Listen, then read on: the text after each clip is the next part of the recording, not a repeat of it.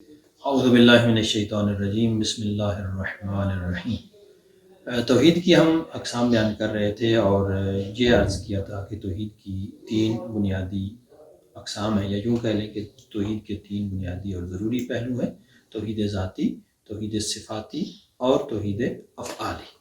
توحید ذاتی یعنی خدا اپنی ذات میں واحد ہے، احد ہے۔ توحید افعالی یعنی اس کو اپنے اعمال انجام دینے کے لیے کسی معاون کی، کسی ساتھی کی، کسی مددگار کی ضرورت نہیں ہے۔ اور توحید صفاتی کا مطلب یہ ہو گیا کہ وہ اپنی ذات میں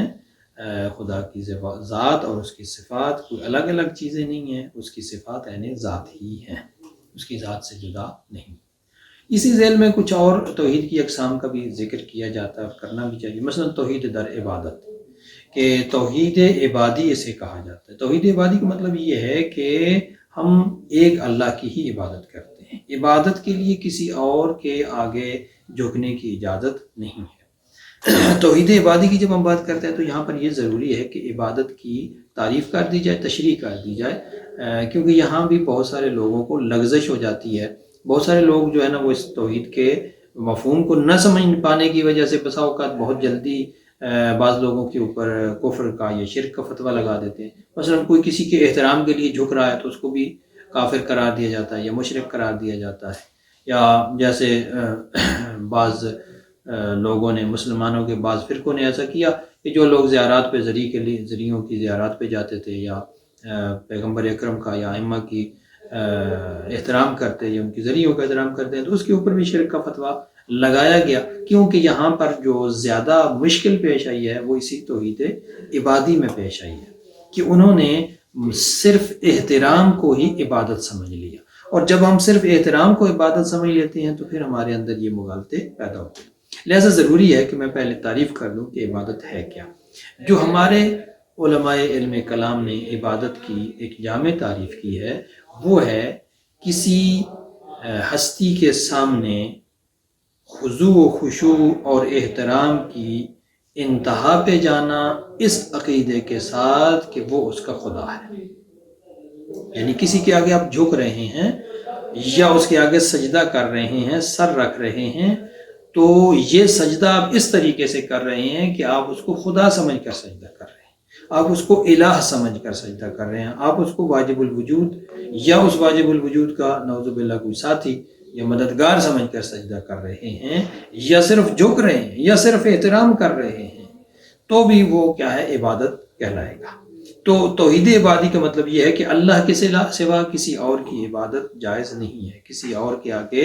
عبادت کی نیت سے جھکنا جائز نہیں ہے، کسی اور کو خدا سمجھ کر اس کے آگے جھکنا جائز نہیں ہے۔ یہ توحید ذات کی ہی شاخ ہے، لیکن اس کی الگ سے وضاحت ضروری ہوتی ہے تاکہ انسان جو ہے اس حوالے سے کنفیوژن کا شکار نہ ہو۔ بس توحید عبادی کا مطلب یہ ہو گیا کہ خدا کی ہی صرف عبادت کی اجازت ہے، ایاک نعبد، یعنی ہم صرف تیری ہی عبادت کرتے ہیں، اللہ کی عبادت ہے اور کسی اور کی عبادت نہیں ہے۔ کسی اور کی عبادت کریں تو وہاں سے انسان جو ہے وہ شرک کے دائرے میں چلا جاتا ہے۔ یہاں پر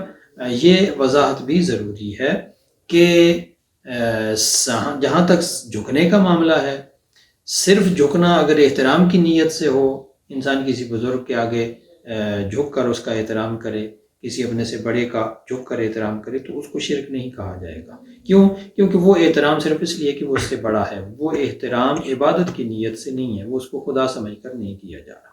لیکن یہاں پر ایک اور چیز جو ہے وہ ہے سجدے کا مرحلہ۔ سجدے کے بارے میں علماء متکلمین، جو ہمارے علماء علم کلام ہیں، جو متکلمین ہیں اور فقہاء شیعہ ہیں، ان کا اس بات پر اتفاق ہے کہ سجدہ غیر خدا کو حرام ہے۔ اس میں پھر دو قسمیں آ جاتی ہیں، ایک سجدہ عبادی ہوتا ہے اور ایک سجدہ تعظیمی ہوتا ہے۔ سجدہ عبادی یہ ہے کہ کسی کو خدا سمجھ کر اس کے آگے ماتھا ٹیکا جائے،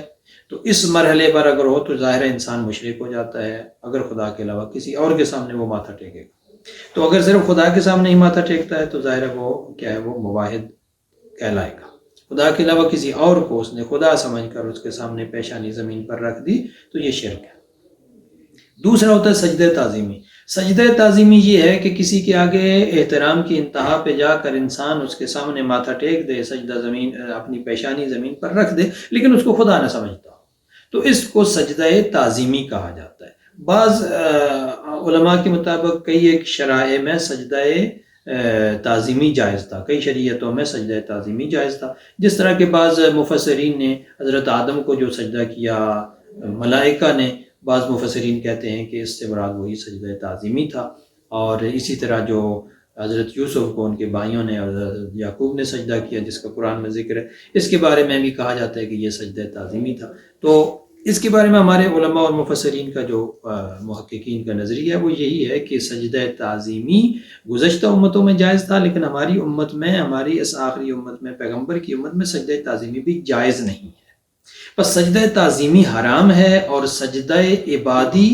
خدا کے علاوہ کسی اور کو کیا جائے تو پھر شرک کہلائے گا۔ سجدہ تعظیمی کو شرک کے درجے پر تو نہیں قرار دیا جا سکتا، لیکن اسے حرام اس لیے قرار دیا گیا ہے کیونکہ یہ احترام کی انتہا ہے، احترام کا آخری درجہ ہے، احترام کی معراج ہے۔ تو احترام کی اس معراج کو خدا کی ذات کے ساتھ ہی مخصوص رکھا جائے تو یہ زیادہ بہتر ہے، تاکہ انسان کے دل میں توحید کا صحیح احترام باقی رہے۔ والسلام علیکم۔